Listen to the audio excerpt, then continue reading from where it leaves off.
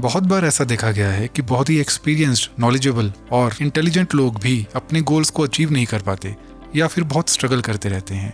वो इसलिए क्योंकि सब कुछ होने के बाद भी ये लोग मेंटली स्ट्रांग नहीं होते। आज हम एक बहुत अच्छी book 13 things mentally strong people don't do में से 6 ऐसी बातों को डिस्कस करेंगे जो कि मेंटली स्ट्रांग लोग कभी नहीं करते। Number 1, they don't waste time feeling sorry for themselves. दुनिया में ऐसा कोई भी इंसान पैदा नहीं हुआ जिसके साथ प्रॉब्लम्स ना होती हो, लेकिन उन प्रॉब्लम्स को देखना कैसे है या उन प्रॉब्लम्स को हैंडल कैसे करना है, ये सबकी अपनी चॉइस होती है। अगर उनके बारे में सोचना है तो हमें उनके सॉल्यूशंस के बारे में सोचना चाहिए, ना कि उस प्रॉब्लम के बारे में, क्योंकि जितना हम प्रॉब्लम के बारे में सोचते हैं प्रॉब्लम उतनी और बड़ी होती चलती है, और प्रॉब्लम जितनी बड़ी होती चली जाएगी उतना ज़्यादा टाइम और आप उस पर वेस्ट करने वाले हैं। और अगर बाय चांस उस प्रॉब्लम का कोई सोल्यूशन नहीं है तो भी हमें इस चीज़ पे ज़्यादा फोकस करना चाहिए कि हमारा उस प्रॉब्लम के लिए एटीट्यूड क्या है। यहाँ पे मैं आपको इरफान खान, जो भी हमारे बीच नहीं रहे, उनका एक एग्जाम्पल देना चाहूँगा कि उन्होंने अपनी प्रॉब्लम को कितनी पॉजिटिवली हैंडल किया। वो हम सब के लिए एक मिसाल है। हेलो भाइयों बहनों, नमस्कार। मैं इरफान। मैं आज आपके साथ हूँ भी और नहीं भी। मेरे शरीर के अंदर कुछ अनवांटेड मेहमान बैठे हुए हैं, उनसे वार्तालाप चल रहा है। देखते हैं किस करवट उठ बैठता है। जैसा भी होगा आपको इत्तला कर दी जाएगी। Be kind to each other and yes, wait for me. Number 2, they don't give away their power. वे कभी भी अपनी पावर, अपना कंट्रोल किसी और के हाथ में नहीं देते। ऐसे लोगों के साथ अगर कोई बुरे से बुरा भी कर जाए तो भी वो उनकी बात तक नहीं करते, ना उनकी बुराई करते हैं, क्योंकि उनको लगता है कि ऐसा करने से वो अपने गोल से भटक जाएंगे और अपना टाइम वेस्ट करेंगे। लेकिन इसके ऑपोजिट जो हम ज़्यादातर लोग करते हैं वो ये कि कुछ भी गलत होता है तो हम दूसरे को उसके लिए रिस्पॉन्सिबल ठहराने लगते हैं। इससे हम विक्टिम मोड में चले जाते हैं, जिसके बाद हमारी एनर्जी का सारा कंट्रोल दूसरे के हाथ में चला जाता है। फॉर एग्ज़ाम्पल, हम कहीं लेट हो रहे हैं, हमारा काम में फोकस नहीं है, मन नहीं लग रहा है, हेल्थ ख़राब है या किसी और परेशानी की वजह से हम परफॉर्म नहीं कर पा रहे हैं, तो हम किसी और को उसका रीज़न बताकर अपने आप को जस्टिफाई करना चाहते हैं। किसी लेट होने वाले से पूछिए तो उसका कारण 99% वो ट्रैफिक जैम बताते हैं, जबकि ट्रैफिक जैम्स बहुत कॉमन है, लेकिन अपनी विक्टिम मेंटालिटी की वजह से वो रोज़ ऐसा ही सोचते हैं। इसके लिए 2 सॉल्यूशंस हैं। पहला, अपनी वोकैबुलरी को चेंज करना। जब भी हम कुछ ऐसा करें तो हमें अपने मन में बोलना चाहिए कि मैं अपनी मर्ज़ी से ऐसा कर रहा हूँ। फॉर एग्ज़ाम्पल, अगर आप लेट होते हैं तो आपके मन में यही आना चाहिए कि मैं अपनी मर्ज़ी से आज लेट हुआ हूँ। अगर आपका काम करने में मन नहीं है तो आपके मन में आना चाहिए कि आज मैंने लेज़ी होना खुद अपनी मर्ज़ी से चुना है। दूसरा सॉल्यूशन है ग्रेटिट्यूड। जो हमारे पास है, अगर हम सुबह उठकर रोज़ उस पर ध्यान दें और उसके लिए ग्रेटिट्यूड फील करें, उसके लिए थैंक्स करें, तो हम दोबारा से अपनी सारी पावर का कंट्रोल अपने हाथ में ले सकते हैं और जो चाहे अचीव कर सकते हैं। ओपरा विनफ्रे, जिनका बचपन बहुत ही गरीबी और सेक्सुअल अब्यूज़ में गुजरा, वो चाहती तो ज़्यादातर लोगों की तरह विक्टिम मोड में चली जाती और अपने सारे परेशानियों के लिए दूसरों को रेस्पॉन्सिबल ठहरा के थोड़ी सी सिंपैथी ले लेती, लेकिन उन्होंने दूसरा रास्ता चुना। उन्होंने किसी को ब्लेम किए बिना अपनी पावर खुद अपने कंट्रोल में ली और आज की डेट में वो एक टॉक शो होस्ट हैं, एक सक्सेसफुल एंटरप्रेन्योर हैं, प्रोड्यूसर हैं, एक्ट्रेस हैं और बहुत से सोशल इंपॉर्टेंस के कामों में इन्वॉल्व हैं। Number 3, they don't shy away from change. Comfort Jones में रहना हम सभी को पसंद है, लेकिन ये भी सच्चाई है कि अगर हम कंफर्ट जोन में रहें और हमेशा बदलाव से डरते रहें या दूर भागते रहें तो हम एक्स्ट्राऑर्डिनरी लाइफ तो नहीं जी सकते। पूरा वर्ल्ड बहुत तेज़ी से बदल रहा है। हम कितने भी कैपेबल क्यों ना हों, लेकिन हमारी सक्सेस और हमारा फ्यूचर इस बात पे डिपेंड करता है कि हमारे अंदर उस चेंज के साथ अडेप्ट करने की कितनी एबिलिटी है। कोविड-19 का यह सिनेरियो इसका सबसे बड़ा एग्जाम्पल है, जहां सब कुछ बदल रहा है। रिटेल शॉपिंग से online shopping, meeting, work culture, teaching learning process से लेकर पॉलिटिक्स तक सब कुछ चेंज हो रहा है। और आज वही लोग अपने आप को फाइनेंशियली सिक्योर फील कर रहे हैं जो इस बदलते हुए सिनेरियो के लिए वेल प्रिपेयर्ड हैं। एजुकेशन, करियर, बिजनेस, रिलेशनशिप्स, हर जगह इम्प्रूवमेंट्स के लिए हमें चेंजेस की ज़रूरत होती है, लेकिन हम रातों रात सब कुछ चेंज नहीं कर सकते।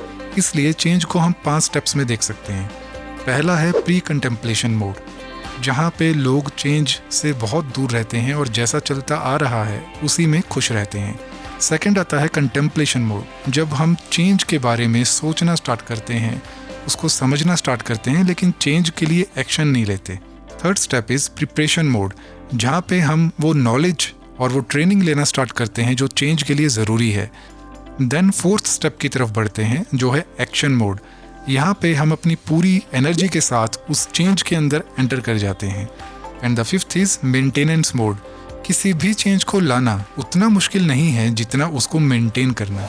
कई बार हम ओवर मोटिवेटेड होकर चेंज ले तो आते हैं लेकिन उसको मेंटेन नहीं कर पाते। फॉर एग्जांपल जिम ज्वाइन करना लेकिन उसमें ना जाना, जॉब छोड़कर बिजनेस करना और बुरी तरह से फेल हो जाना, नए नए कोर्सेज को ज्वाइन करना लेकिन उसके बाद क्लासेस मिस कर देना, जहाँ पे पैसा और टाइम दोनों वेस्ट हो जाते हैं। इन 5 स्टेप्स के साथ लाया गया चेंज आपके मेंटली स्ट्रांग होने की निशानी है। Number 4, they don't focus on things they can't control. हमारे आसपास 99.9% चीज़ें ऐसी हैं जो हमारे कंट्रोल में नहीं है, इंक्लूडिंग हमारी बॉडी। लेकिन फिर भी हमारे माइंड की एक क्रेविंग होती है कि सब कुछ हमारे कंट्रोल में हो। लेकिन जो मेंटली स्ट्रांग लोग हैं वो इस रियलिटी को बहुत अच्छे से जानते हैं, इसलिए वो कभी उन चीज़ों पे फोकस नहीं करते जिनके ऊपर उनका कंट्रोल नहीं है, क्योंकि ऐसा करने से कोई भी प्रॉब्लम सॉल्व नहीं होगी बल्कि हमारी एनर्जी और टाइम भी वेस्ट हो जाएगा और हम कंप्लेनिंग मोड में चले जाएंगे, जिससे और कई तरह की नई प्रॉब्लम्स क्रिएट हो सकती हैं। उनका मानना है कि अगर हम यही एनर्जी और टाइम उन चीज़ों पे लगाएं जो हमारे कंट्रोल में हैं, तो हम किसी भी तरह की वर्स्ट सिचुएशन के लिए भी प्रिपेयर्ड रह सकते हैं। 18 साल की एज में टेरी फॉक्स को एक ऐसे रेयर कैंसर के साथ डायग्नोज किया गया जिसमें ऑपरेशन से उनकी एक टांग को काटना पड़ा और डॉक्टर्स के अकॉर्डिंग उनके सर्वाइवल के चांसेस सिर्फ 50% थे। गेस करें एक नॉर्मल इंसान ऐसे में क्या करता। लेकिन टेरी फॉक्स ने आर्टिफिशियल लेग के साथ ना सिर्फ मैराथन में पार्ट लिया बल्कि उन्होंने इसी मैराथन के जरिए कैंसर रिसर्च के लिए $23 मिलियन का फंड रेज किया, वो भी 1981 में, जब $23 मिलियन बहुत होते थे। क्योंकि उनका फोकस उस चीज़ पे था ही नहीं जिसमें उनका कंट्रोल नहीं है, बल्कि उनका फोकस था एक ऐसी पॉसिबिलिटी के ऊपर जो उनके कंट्रोल में थी। इसे कहते हैं मेंटली स्ट्रांग होना। Number 5, they don't worry about pleasing everyone. Studies की माने तो बहुत से काम ना करने के सबसे बड़े रीजंस में से एक है लोगों को बुरा ना लगे या आसपास के लोग क्या सोचेंगे। मेंटली स्ट्रांग लोग ऐसा करके अपना टाइम वेस्ट नहीं करते, क्योंकि उनको पता होता है कि अगर ऐसा किया जाए तो ये एक ऐसी आदत बन जाता है, उसके बाद आपका कोई भी काम जब तक 2-4 लोग उसको अप्रिशिएट ना कर दें, आपको लगेगा कि इसमें कोई ना कोई कमी है। और अगर किसी बेकार काम को 4 लोग अप्रिशिएट कर दें तो आपको लगता है कि वो बहुत अच्छा है। सोशल मीडिया इसका सबसे बड़ा एग्जाम्पल है। धीरे धीरे ऐसा करने से हम अपना ओपिनियन खो देते हैं और दूसरों की सोच के हिसाब से हर काम करने लगते हैं। थॉमस एडिसन अगर लोगों को खुश करने के लिए या उनके ओपिनियन के हिसाब से चलते तो हम कभी बल्ब नहीं देख पाते। हेनरी फोर्ड अगर लोगों की सुनते तो वो कभी भी इतने एडवांस्ड इंजन्स कभी नहीं बना पाते।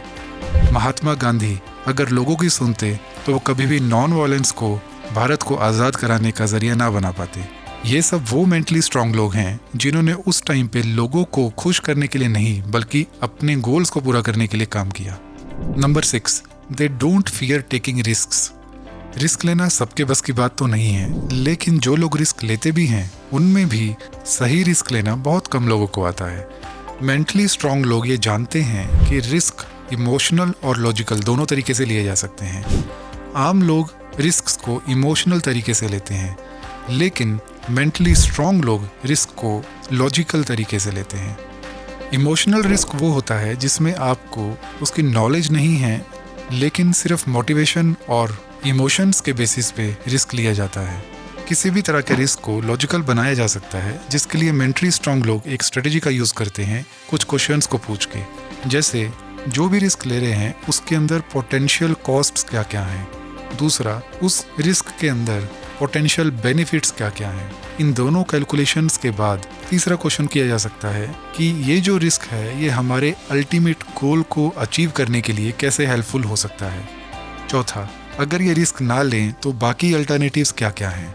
पांचवा, अगर सब कुछ ठीक रहे तो बेस्ट केस सिनेरियो क्या हो सकता है, अगर अच्छे से अच्छा सब कुछ हो तो वो क्या हो सकता है। सिक्स्थ, अगर कुछ भी गड़बड़ होती है तो बुरे से बुरा क्या हो सकता है। सेवंथ, आने वाले 5, 7 या 10 सालों में ये रिस्क आपके लिए कितना मैटर करेगा। कहीं ऐसा तो नहीं है कि आप थोड़ी सी चीज़ के लिए बहुत बड़ा रिस्क ले रहे हैं। इन सब क्वेश्चंस को पूछने के बाद किसी भी रिस्क को एक लॉजिकल और एक अच्छे रिस्क में बदला जा सकता है। कमेंट्स में ज़रूर बताएं कि इनमें से कौन सा ऐसा काम है जो हमें सबसे ज़्यादा मेंटली वीक बनाता है। वीडियो अच्छी लगी हो तो लाइक और शेयर कर दें और चैनल को ज़रूर सब्सक्राइब करें। तो मिलते हैं नेक्स्ट वीडियो में एक नए टॉपिक के साथ। तब तक के लिए all the very best and thanks for watching.